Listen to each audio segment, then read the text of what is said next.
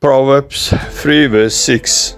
Life is full of decisions, and sometimes it can feel overwhelming, trying to figure out the right thing to do. But the good news is that we don't have to make these choices alone. God promises to guide us when we ask Him. Proverbs 3 verse 6 says, "In all your ways acknowledge Him, and He shall direct your paths."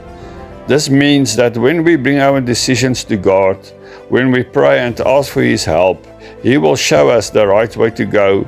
It might not always be what we expect, and it might not always be easy, but God knows what's best for us.